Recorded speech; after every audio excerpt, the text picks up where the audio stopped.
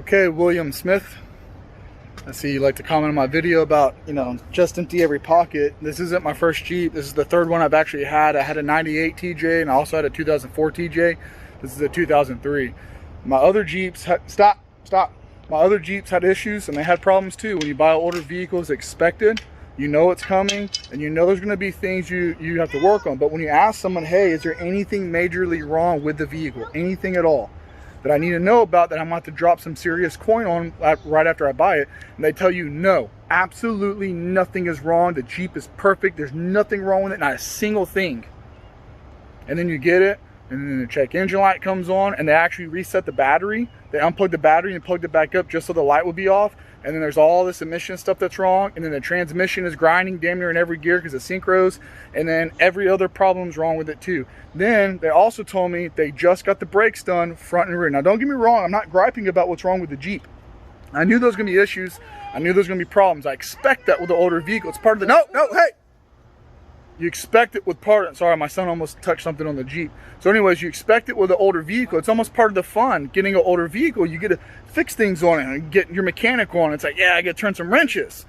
But when they tell you stuff like, hey, there's nothing wrong, and we just got all 4 of the brakes done, all 4 of them. And you're driving home from work and your rear end starts smoking and your rims actually get so hot from the rotor getting so hot that your wheel weights fall off.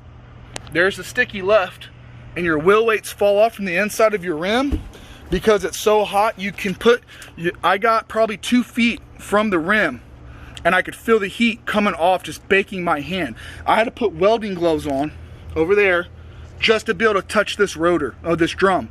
That's how hot it was. They said, oh, these were just done, brand new, just done. Does that look like new hardware to you? Look at that, look at that. Does that look like it's frozen? So I've been having a serious lack of power, and it feels like something's been holding the Jeep back. Well, I know what it is now. Serious lack of power, okay? Whenever I go to accelerate, it just feels like I'm holding the brake. When I go to stop at a stop sign or red light, it feels like I'm already applying the brakes. I just did a whole lot of work, did the tune-up, did the oil change, a high-performance filter, cleaned the intake, the throttle body. So I changed the U-joint. So far as it goes for the acceleration response is great on the throttle, but it just felt like the Jeep was being held back dramatically. Well, today on the way to work, I'm like, man, I smell that burning clutch smell. So I got behind the vehicle, I smelt it from the rear, got underneath it, wasn't coming from the transmission or the clutch, it's coming from the brakes. Drove it home today, got out, walked around, and man, I'm telling you, I was standing 2 feet from my Jeep and I could feel the heat coming off of the rear rotors of the drums. So now I'm gonna have to do a brake job on the rear of this thing for something that was supposed to be just done, which is BS. So I'm not griping about the work. I like doing mechanical work. I'm not griping about anything else. It's just when you tell someone something, when you get told something by somebody, you hope that you could take their word for it. But it's buyer beware type situation. I wasn't expecting to tell me every single little thing that was wrong with it, but something like this. And then them telling me like, oh, and there's nothing wrong with it, but the transmission's grinding? Come on, that's pretty shitty for anyone. And you'd be upset too, anyone would be. It doesn't matter what the vehicle is. And it's just one of those lousy things. Anywho, that's 2020 though, I guess, right? And as far as it goes for you, Mr. No Name, who keeps commenting on my videos, for some reason, I'm getting your notification and my notifications, but it's not showing your comments on my channel for some reason. I don't know why. But thank you for liking the video and watching. I would reply back to you in the comment section, but for some reason, it doesn't show your comments. And I don't know how to fix it where it would show your comments. But thank you for watching, subscribing. I'm about to work out, get my pump on, and then I got to start working on this guy right here, girl, guy, whatever you want to call it, and get these brakes done.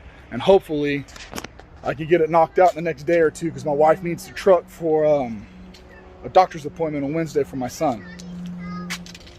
Oh, I love life, and I'm not complaining. I'm really not. I'm just a little irritated at the people for lying. That's all.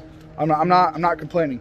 I enjoy mechanical work. I wouldn't have bought an older vehicle if I thought that it was going to be off the lot performance. Oh man, there's nothing wrong with this vehicle. It's kind of one of those things that you take pride in. Like, yeah, I fixed this and this and this and this and this. But whenever the things that you're fixing isn't just bushings and it's everything they said that wasn't wrong.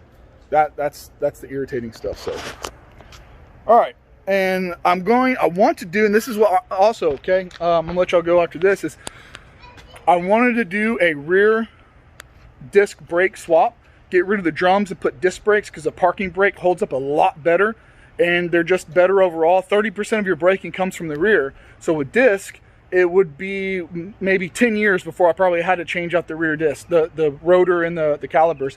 Then the parking brake. The main thing is the parking brake. With the drum brakes, the parking brake isn't worth a damn. But with disc brakes, that son of a gun won't ever let go. I mean, it's just far superior on the parking brake, at least from my experience from drums versus disc.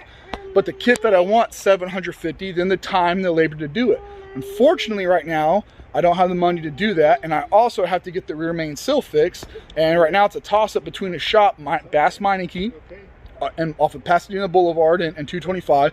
They'll do it all for $450. That's out the door. Or I do it myself for 20 bucks. It's just a matter of how much do I want to lay on my back and fight this thing. I can let someone else have the issue, and it comes with a warranty, and if they mess up and it leaks, they have to fix it. So I'm between that toss-up. If any of you guys care to leave a comment and tell me what you would do. Would you have Meineke do it, or would you do it yourself and save some money?